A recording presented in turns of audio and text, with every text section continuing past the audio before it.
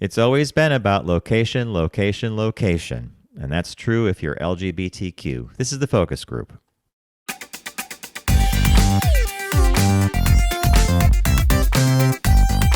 They're all business, except when they're not. It's the Focus Group with Tim Bennett and John Nash.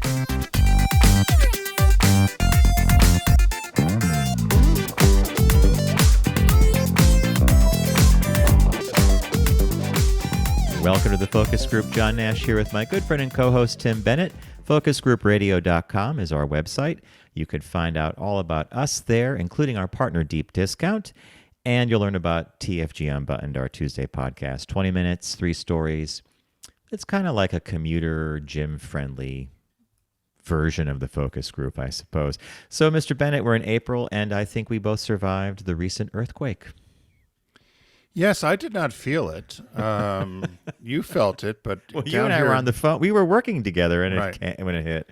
Down here in coastal Delaware, I did not feel it, but apparently you said it reached as far as Dover, which is about 35 miles north. And people in D.C. felt it, though, but they're more on the line on the mainland. Yeah, my sister contacted me. Bob's mother thought it was the washing machine on spin cycle. That gives you the range, right? And when Tim and I were working, I felt it. And only after it was over did I realize that must have been what it was. Yeah, so. Hey, non sequitur, totally away from the earthquake for a second, is I just read this article, and it was another one of these articles about the Mediterranean diet and the miracles of how this could make you live longer by eating certain things. Well, the guy that did this article said that he avoids 5 Ps. And it was protein, pasta. I forget what the other stuff was, but I just stopped at the protein in the pasta. I get pasta. I know that transforms to sugars and stuff like that. But protein, avoid all white meat, avoid red meat, the whole bit. In fact, his take on the diet was that you should be eating fish at least 3 times a week. Yeah. My guess is he was going to say potatoes, pasta. You got it. Right. Yeah. Protein. So you said protein, pasta, potatoes, pastry, maybe? Mm-hmm. I don't know what the other P would be. And the Mediterranean diet, I like the idea of it. I've tried doing it. I've said this before. Some listeners did send some information. But, a lot of times if you looked for a keto diet or you looked for a specific diet, you could search it and recipes would come up or the foods that you would buy for your cart would come up. It's difficult to find that sort of thing for the Mediterranean diet. But you mean an actual list of here's the do's and in don'ts. other words, you would eat radishes. Think of a Greek restaurant. So you'd have radishes, feta, cucumber, onion. A lean protein would be a chicken kebab, maybe. Lots of fish and lettuce, chickpeas, hummus, and I think we had talked about on Netflix that Blue Zone when you talk about, and they talk about various people who live long. Different parts of the world, and they just live longer, healthier lives because of their diet. But Yogurts. Are you a fish fan? I am, but Richard is not, so I'd be making 2 different things. And if you had a favorite fish?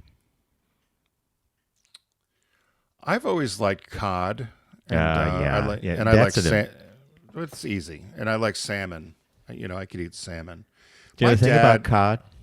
It's really interesting. Cod and a couple of the white fishes often pick up the flavors that you cook the fish in, whereas salmon has a very distinct flavor, right? There was a place I used to go to in outside of Philadelphia that when I first got my job selling high fragmentation metals to the military, this woman would take me from the steel company. She loved to go to this one place. I think it was called Brinton's, but we would get cod fish parmesan. And so it was parmesan, so it was the cheese and the red sauce, but it was made instead of with chicken or eggplant, it was made with codfish, and I loved it. But I don't really see that on the menus much anymore. Tim, I think that's a brilliant idea. So they literally, when they did the lasagna, they would lay in the pieces of cod and bake it as if you would bake. Oh no, so it wasn't lasagna. It was just like if you would order chicken parm, so you'd get a cutlet, which would either be grilled or fried, right? And then they would put red Cheese sauce and on it and cheese. So this would be either it was a fried piece of cod that they would then put the typical red sauce on, tomato red sauce, and then mozzarella cheese. And then you have a little side salad. And a gin and tonic. It was delicious. Maybe the gin and That's tonic. when you could drink at lunch. Oh, it's so funny you bring that up. Just the other day, someone mentioned the old days, before the dark times, before the empire. I remember once I've told the story before, going out to lunch at a British pub that was downstairs from the office I worked at. And I think I had 2 or 3 martinis at lunch. And I came back, I probably hiccuped an olive, like bounced off the desk. And then the receptionist gave me those pink slips while you were out, like call back, return call. And then I remember she leans over the desk. She goes, "You better go to your office and close the door." I have been reeked of. You're probably in there chatting up more than usual. Woo! No, she said to me later, "You wasn't one of those lunches, huh?" But everybody did it. Yeah. My boss in my first job, he was a smoking, boozing hound every day. And he smoked 3 or 4 packs of cigarettes a day. And huge drinker. And so he at least would have 2 martinis at lunch. That's so you know what it was. So we always, whenever we needed anything or you wanted time off, or you wait till after lunch, because then you can go in. You got anything you wanted after lunch. Up until lunch, things were a little rough, but after lunch, you can get what you wanted. Was there a job you had? I want to say that you went to the boss and you guys requested to go on a trip or something. Oh, yes. One of my favorites, Kate. This was another boss who was also a golf and boozing hound himself. But we had gone Kate had come up with this brainstorm. We wanted to take Friday off. So she said, "You know what we should do?" We were in Philly. She said, we should go down to Wilmington, Delaware, because I was a recruiter in the banking industry. And she was a finance recruiter as well. So we were headhunters. So there was all of this, still is. A lot of these banks have their corporate headquarters in Wilmington, Delaware. So she said, we should go down there one day and call on some of these accounts and drop off literature or a newsletter or something and let them know that, if they're looking for candidates, that we're available. Even me saying it now is just such a farce. So she goes, "You're going to have to go in." Sort of walk on a street, like, "Are you available?" Like, we're going to walk into the Bank of America. I've got a newsletter, and I'd like to know if you are hiring anybody. So I go into the boss, Tom. This is after lunch, and he's sitting there clipping. I still remember this. He had his nail clippers out, and he's clipping his nail a little bit. He had the Golf magazine. He's leafing through Golf magazine, and I'm talking to him. He's not even looking at me. I said, Tom, I said, we're thinking on tomorrow, Kate and I would like to head down to Wilmington, and snapping it. And he's looking, and I'm going through this huge explanation of the giving the rationale as to why we're going. And he goes, "So what you're telling me is you want to take tomorrow off?" I said, No. I said, we're going to go down and we're going to prospect for new clients. No. Okay. Well, have fun, he said, and I'll see you Monday. And so I turn around. I'm very proud of myself. And before, he had one of these long offices with the door. So before I can get it, he goes, "Oh, by the way, my name's not Judy." And I turned around and I said, "What?" He said, "My name's not Judy." I said, "Judy?" He goes, "You know the movie Judy Holliday, the actress?" I said, "Oh, yeah." He goes, "She starred in a movie called Born Yesterday." He said, "My name's not Judy, and I didn't star in a movie. Have a good weekend. Be safe." My name's not Judy, and I didn't star in a movie. When you describe The Office as being this long thing. Oh, yeah. Big desk. He's a Golf magazine. He was doing nothing, clipping his nails and reading Golf magazine, right? I just, and almost the timing of almost getting right to the door. My name's not Judy. Oh, by the way, my name's not Judy. I'm like, did I call him Judy? I'm all of 26 years old, 26, maybe 27. 25, 26, yeah. My name's not Judy. Judy Holliday. You know Judy Holliday? She starred in a movie, Born Yesterday. Boy, my name's not Judy, and I didn't star in a movie. He had that one ready to go, right? What a perfect. Well, you can imagine. It would be like you and I sitting there now, right? And some 20-something comes in with this huge convoluted story as to why. Well, as a quick sidebar, my friend Sharon Sweeney, I think I told you about her once. She had come up. She said, worked with probably the most flamboyant creative guy ever when she worked for Gap company. And they were flying from Japan, and they wanted to both be upstairs on the 747 coming back to the U.S. The cocktail lounge. The cocktail lounge. The But they deck. couldn't figure out, there was a guy sitting there, and they couldn't figure out how they were going to get him, trade seats to get him to move downstairs. So they came up with this story that she was a pregnant diabetic. And the husband needed to administer shots to her stomach across the Pacific. So she said the guy's up there reading the Financial Times or whatever, and she starts talking to him again, not looking at her. Said, "Sir, I hate to bother you, but I would love it if you could change seats with my husband. We're flying together." She goes on with this huge story, and the Queen is standing behind her with his hand on his hip, she says. So the guy just puts the paper down, looks at her, and said, "If that's your husband, you got bigger problems than being a pregnant diabetic." And the whole people upstairs, she said, on the plane, bust out laughing. They ran down the little step. They actually had to convince some woman to go up to get her things because they were so mortified. And they took her seat and sat downstairs. They didn't want to show their faces. If that's your husband. He's like, "Lady, if that's your husband, you got bigger problems than being a pregnant diabetic." Oh my God. That is, Tim, I haven't heard that story in years, and it never fails to, oh my God, that is. The funny part about that story is she ran into the guy 2 years later in some piazza or whatever in Italy. And she kept saying, "God, that guy looks familiar." And she did go over and say something. He was like, "Oh my God, the pregnant diabetic." And the wife was there and said, "Oh my God, my husband tells that story all the time. We thought he made it up." And they laughed. They ended up having a drink together. Talk about a small world. And talk about handling it, like how just from end to end, a perfectly done story. From the backstory of let's scheme our way up to the cocktail lounge and coming up with this. Tim, it's no different than you and I inventing a birthday cake that catches on fire at my house to get us out At of 8 a.m. in the morning. At 8 a.m. in the morning to get us out of school so we go to McDonald's. And then my mom finding out and my sister got roped into it. That was right out of a John Hughes movie, too, because when that Chuck Dewar called our bluff and said, "Oh, let me call your mother." Hey, call your mom. She's And over. you and at, I were like, "Uh-oh." Sure, Mom at Rochambeau today. I think I'm going to give her a call because she taught in the region. Carol, apparently your house is on fire. Your daughter's making a birthday cake. I hope she called the fire department.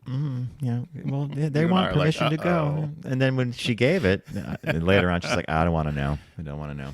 Well, she walked by and caught us. She saw us sitting there. She And came your out of mother the stopped. Hallmark store. She Yeah. looked, shook her head, and kept walking. Lady, if that's your husband, you have more problems than being a pregnant diabetic. Well, on that note, we're going to say, what caught your eye, Mr. Bennett? What caught your eye? Here's what Tim and John found. There were a couple of things this week that caught my eye, which we'll share in other shows. But this one, to me, I thought it was a joke. So this was released April 1st. So I thought it was an April Fool's joke. Yep. So the headline is, "Live La Dolce Velveeta with new limited edition Velveeta Gold Hair Dye." So Kraft-Heinz owns, everybody knows Velveeta, the old, I guess it's a cheese-like processed food, right? It's not Yes, really yeah. cheese. My dad used to love Velveeta, by the way. Melts nice. Good for French. Good for grilled cheese. But Velveeta decided with their ad agency that they were trying to showcase the fact that people who use Velveeta have an individuality and they're bold and they're confident. And so several years ago, or a couple years ago, they came up with a Velveeta-inspired nail polish, colored nail polish, and it was scented, which sounds disgusting. But so they sold that, and they were successful with it. So the agency, Leonardo agency, came up with this idea to do hair dye.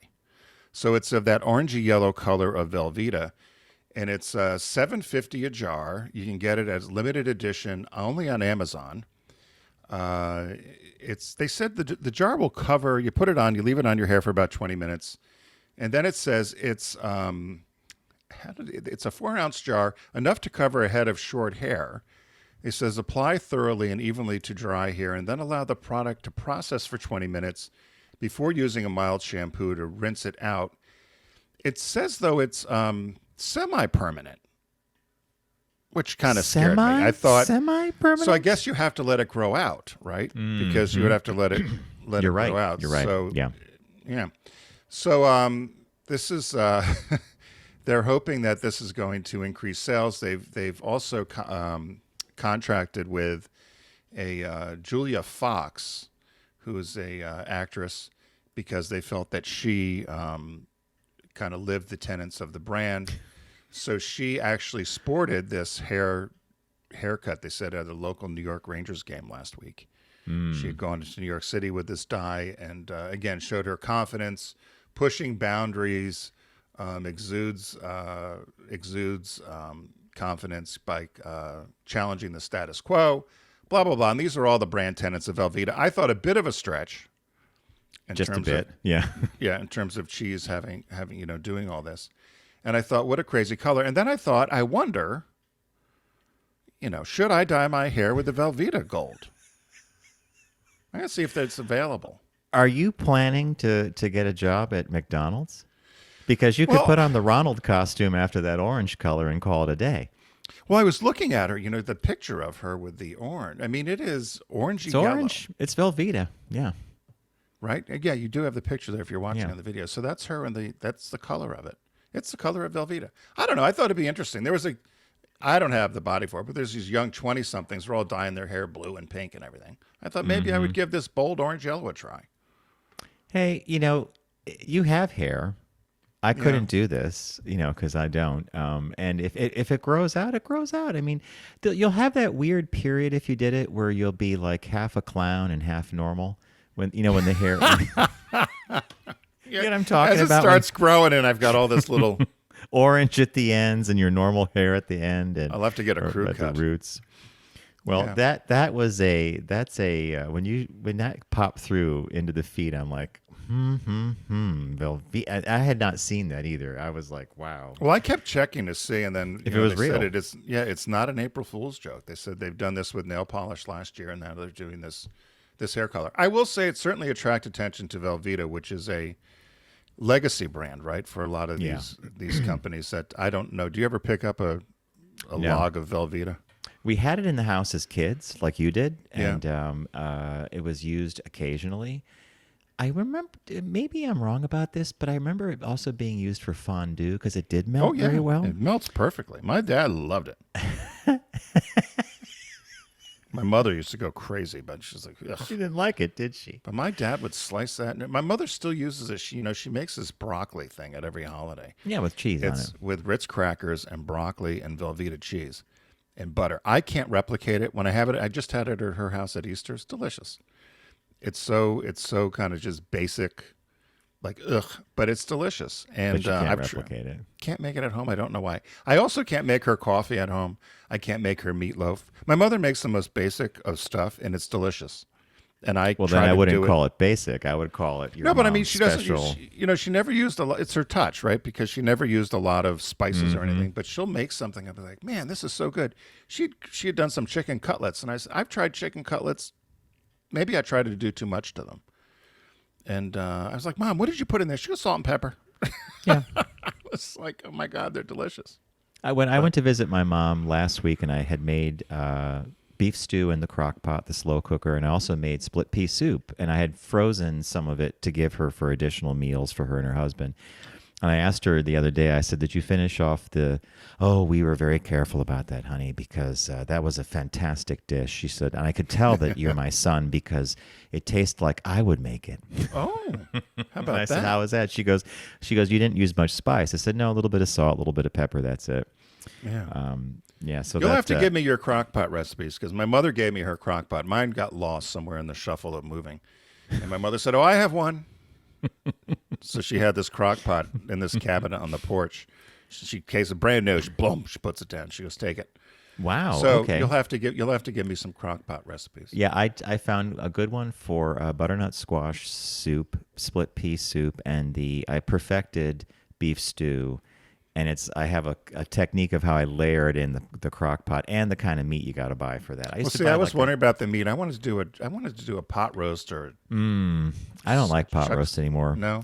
I buy stewing beef. It's already pre-cubed, and then I cube it Right. some more. that stuff just falls apart, becomes That's so what I tender. want. And, yeah, you want Would that. you do that with just potatoes, or you make it a stew?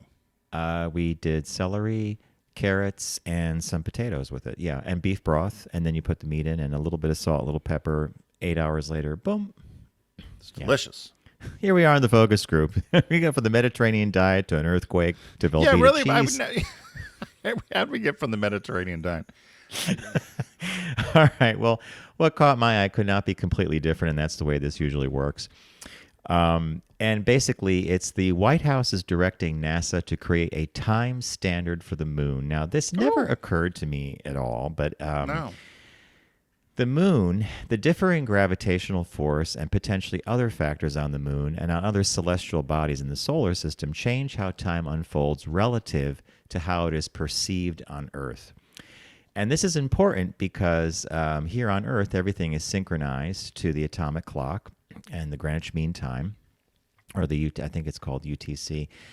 And it's one of those things where computers are standardized to the time clock, et cetera, et cetera. But on the moon, what does it say here? It said that if you were on the moon, if someone were to observe, here it goes. If you're on the moon, an Earth-based clock would appear to lose an average of almost 60 microseconds per Earth day and come with other periodic variations that would further drift moon time from Earth time. So when you're trying to put a satellite in orbit or land something on the moon, everything is precision. It's math, right? Right. And time is one of those things they have to have a handle on. So they're giving NASA till 2026 to have a standard in place, and they would like the U.S. to be the one that puts in front of the world and the UN an international standard for telling time on the moon and other bodies in the solar system. It's just one of those things that I would never... Based on New York City time. As you would say, right? Yeah, Eastern Standard Time. Is there any time to consider? No, don't even change your watch.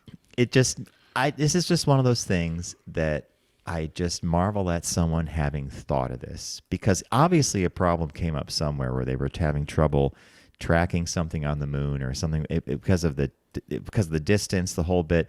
But I just thought someone's going to come up with a time standard for the moon, and it's those little things that I think are fascinating. So that's what caught my eye. I always love.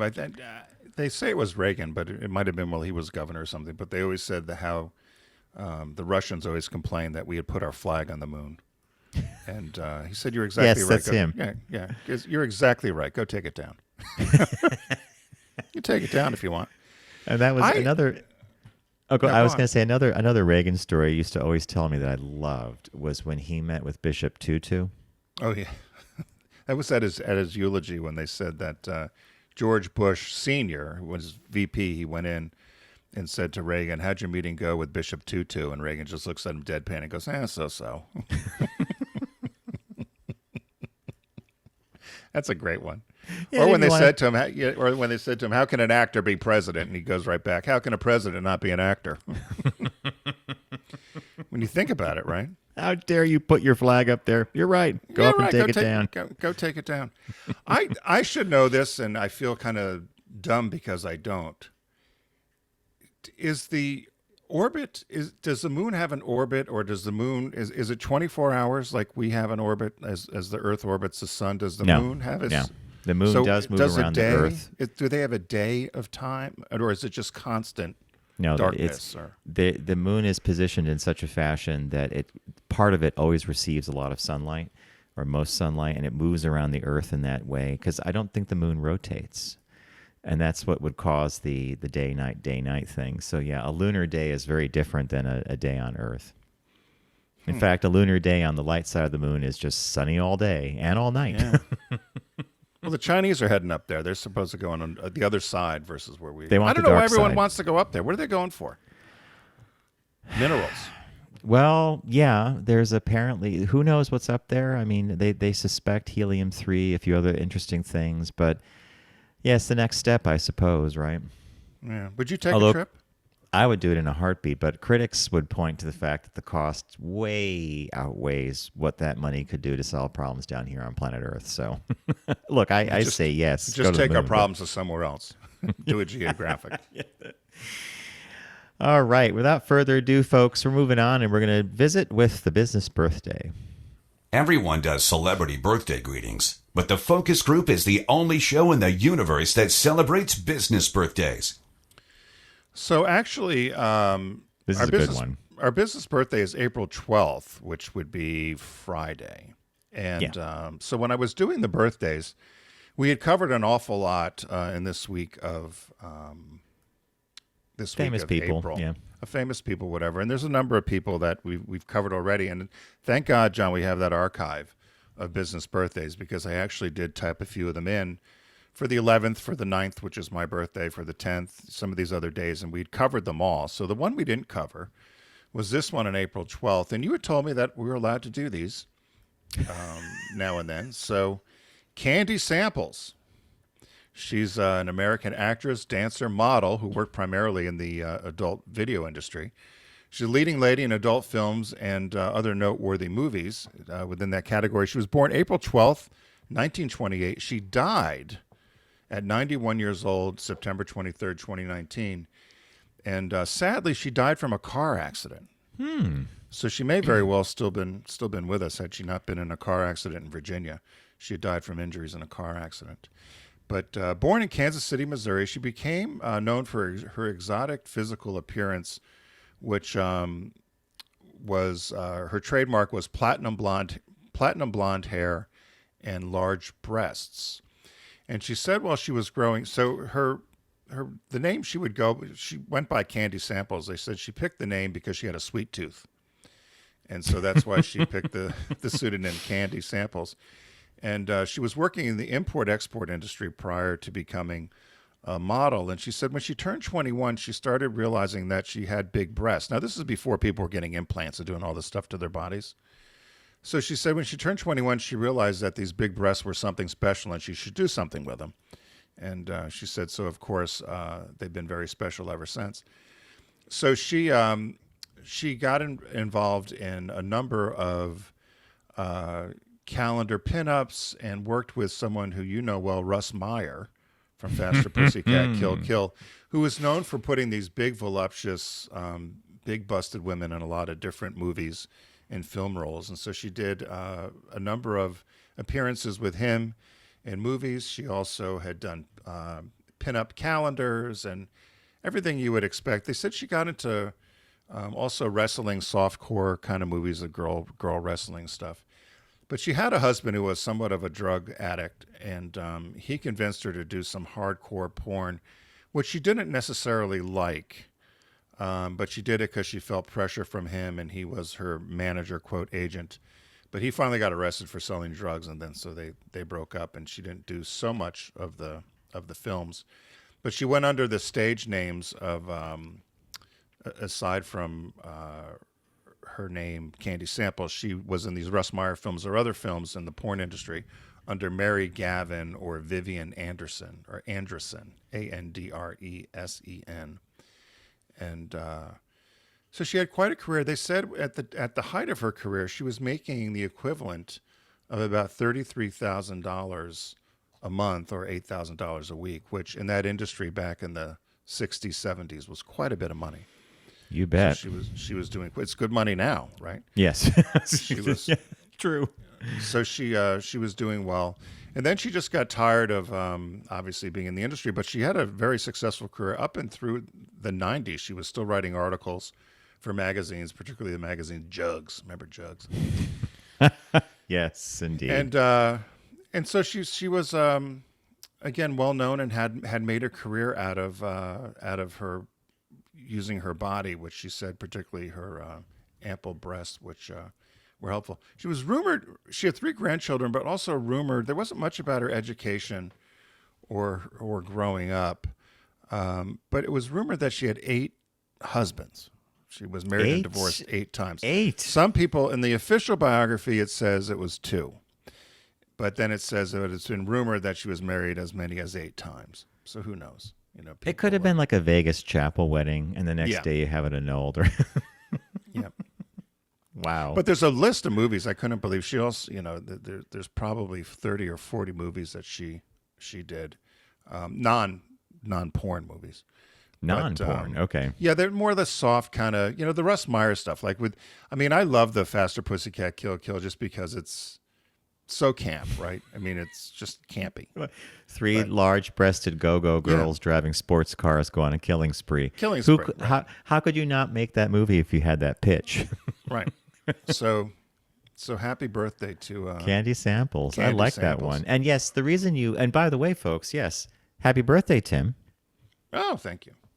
Tim's birthday Ish. because your birthday falls on the unbuttoned day. My birthday was Tuesday. yesterday. Yeah. Yeah, and we're today. And are you still celebrating birthdays after are we? What do you mean? Are we still celebrating? Well, I know friends who just stop celebrating at a certain age because they want to remain at the age they were when they had their last birthday. So, we went out to dinner with friends, and which I prefer to do. Sometimes I've just ordered in food at the house and had people over. Last year I was sick. Last year my birthday fell on Easter. Yep. And our friends Mark and Carl were hosting a Easter Big dinner dinner / for you. Tim's birthday, Yeah. and I was on the sofa watching the PGA because I was so sick, and so I missed it. But I like going out to dinner or having that's my favorite. Friends for dinner or something.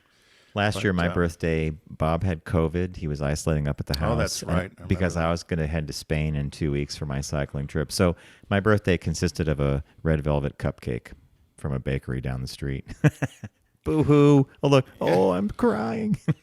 I used to like when we had, when our birthdays fell in the studio and we would do the last half of the show, we would celebrate. And everyone had fun with either Katie or Matt or the boys in the booth at the later years, whatever. But so I would always bring you fun to something that was celebrate made of lemon. Lemon, and you got chocolate. And I got chocolate. That's how I discovered Empire Bakery and the lemon bars. It was like New York Magazine ranked them as one of the best. And I would always buy enough for the studio and enough for you to take home so that Richard could partake too. I brought you one year when we were right before the pandemic, that the chocolate moon cake. From the Philly Bakery. What was it? No, there was the Night Kitchen Bakery, there was a chocolate raspberry, but I bought you the chocolate cake from Costco, which everybody talked about, which I'd never had before, and I know you're a huge chocolate fan. But they stopped making it. Yeah. So it got too expensive, I guess. That cake, I remember that cake. Man, that was good. I remember getting that. I remember taking that on the Amtrak train up to the house afterwards. There's probably some in the freezer still. No, in our household, baked goods always have a place at the table.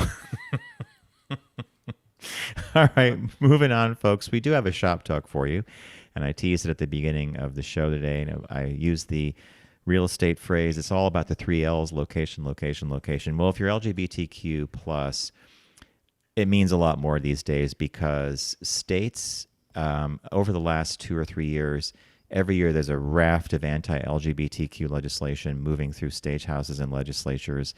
Some of it gets approved, and it does have an effect on where people choose to settle down or even look for work. So as of 2024, at the beginning of this year, I believe there are more than 550 anti-LGBTQ bills were introduced across the U.S. in 2023, 80 passed. In 2024, well, I guess we should count our blessings. It's only 479 anti-LGBTQ plus bills that have been introduced. And many of them outright prohibit the teaching of LGBTQ lifestyle issues, or the LGBTQ citizenry's life in curriculum, public schools. We all know about the bathroom bills. We know about bills that are attacking gender-affirming care for young people. So if you are gay or lesbian or LGBTQ plus, this probably factors into your where do I want to live? And I've heard it from people myself who are like, well, we're in the Midwest. We're in a state that's doing this, this, and this, and we think we're going to move. Ultimately, this has an impact on the fiscal viability of neighborhoods and towns and cities because we are contributors in a big way to our economy. And when you move our talent skills out of your state because of we're being attacked in the legislature, ultimately that's going to have an impact, right? Yeah, I don't know what to make of this because there were, around this discussion years ago, or not years ago, not too long ago, when we would talk about if you lived in a maybe it's a small rural town somewhere, and the baker decides they're not going to make a cake because it's a gay wedding, right? And then you and I would simply think, well, then go to another bakery. Well, there might not be another one. But I often would say to myself, and you and I have talked about this, would I want to live in a place that didn't want me? Or would I want to work at a place that didn't want me? Simplest criteria in the world, right? And you could say, oh, yes, I don't want to. But in many cases, people either don't have the resources or for whatever reason, maybe can't move or leave the area that they're in for a number of reasons. And they may also just like it as well. But I often wonder why anybody would want to work and or live in a place that you were just constantly getting beat up on. And I think of people in Florida, or I think of, and I've asked people in Wilton Manors or other places there, and they just kind of slough it off of, well, it's politics or whatever, about all this nonsense going on in Florida, or things going on in Texas. I'm not so sure. At my age, I shouldn't say I'm not so sure. I would not move to a place like that. But if you're working, and this is the case here, if you're working at a corporation and they say to you, oh, we have an office in Arkansas, and we're going to move you to, or Louisiana or whatever, and you're like, I don't know if I want to go down there. It certainly could affect your career and affect a number of things, as you said, within not only... I got a job for you, Tim. $500,000 a year salary in Alabama. Now, we had Don in Alabama, one of our listeners. He loved it. Super down there smart, and had loved it. Very, yeah. Right. Rocket science, very smart people in Alabama. But overall, when you look at the politics of the state, or you look at who's representing them, it just doesn't seem to fit, who I am or who you are. So I don't know what I would do with this. I was a little shocked at the end of this where they said that they were talking about the bills have a devastating impact on LGBTQ people and their families in the workplace.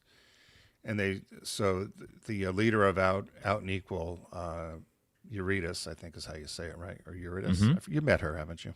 Yeah. Yeah. She says that this action, we're at this tipping point, and that while 40% of the people said that they don't feel fully comfortable discussing the impact of anti-LGBTQ legislation with their supervisors, that there were several steps that the majority felt that their supervisors could take to make them feel more supported in the workplace. And they listed these. And this is where I shook my head a little bit. So one of them was, well, they could offer me a flexible work schedule. Yeah. Yeah. Engaging in public policy advocacy, providing employer-funded relocation resources, providing support for out-of-state travel and benefits, and hosting dedicated assistance employees for employees struggling with this impact. I thought that was a bit much. I don't know what you thought of that. This goes back to this thing that you and I encounter all the time. Maybe it's best practices. Maybe this is the thing you'd like to see happen. But of the things that you went through, I think the only realistic one was suggesting a flexible remote work option, right? Well, it would be like, I don't feel comfortable about this new legislation being passed in the State House. So I would like to work remotely.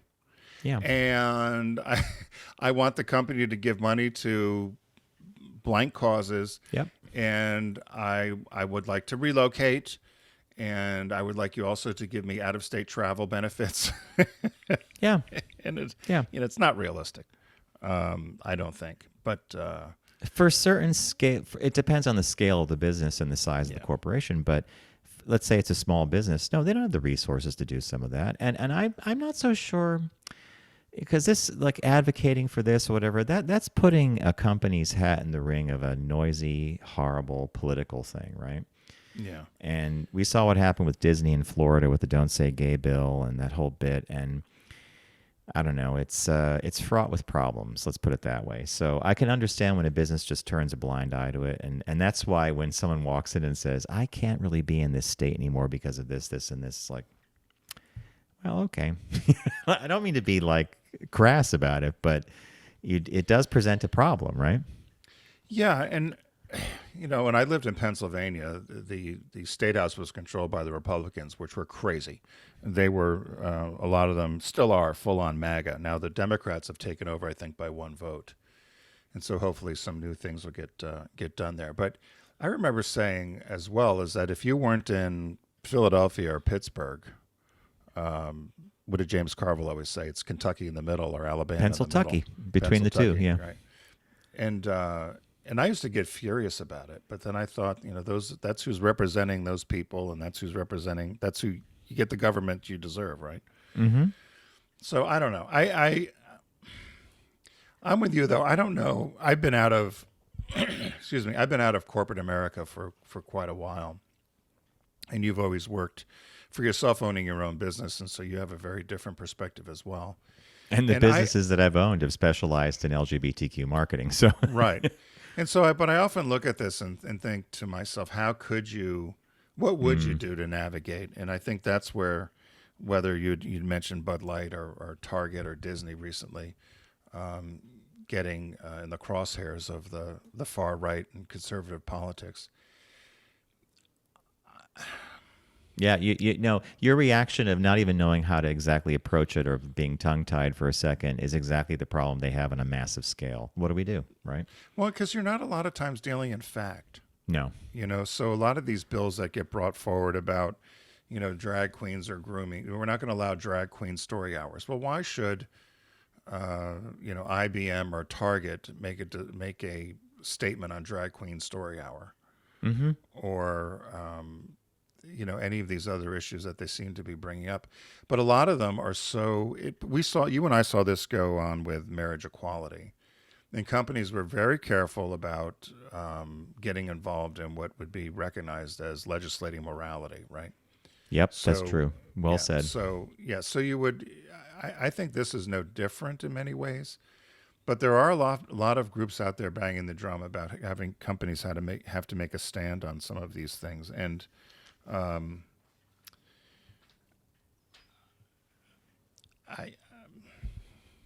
you go.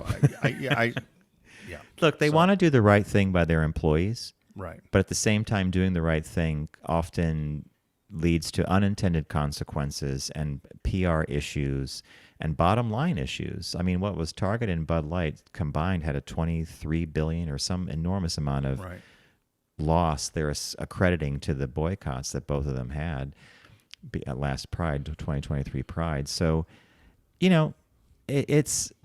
companies primarily exist to create products and make money for their shareholders. Anything else beyond that is icing on the cake, social stuff. So it's a complex one. Right. Nobody wants you to be unsafe at work or feel unsafe at work or feel threatened at work or bullied they want to support their employees. Yeah. Right. Nobody thinks that's a good idea. And but when you start, these political things that keep leaking into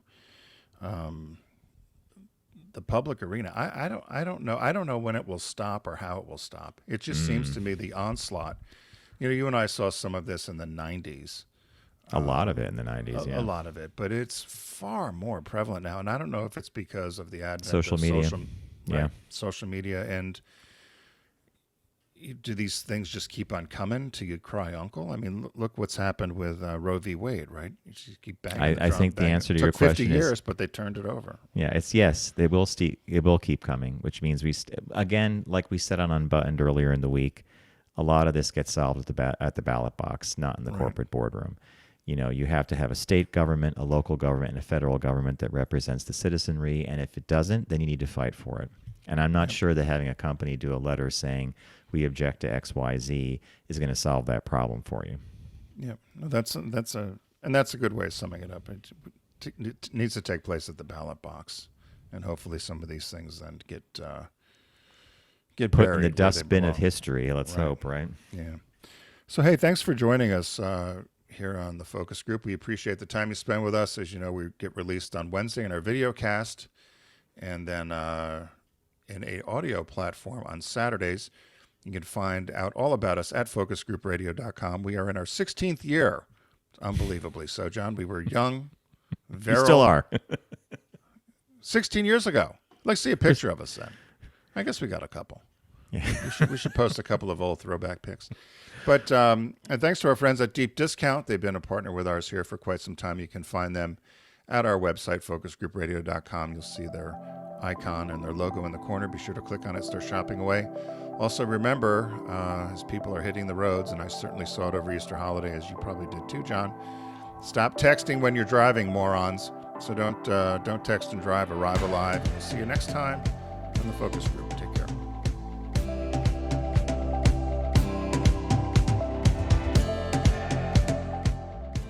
It's the Focus Group with Tim Bennett and John Nash. Accessible on all platforms. Subscribe, like, and rate us on your platform of choice. Learn more at focusgroupradio.com. That was a stunning focus group.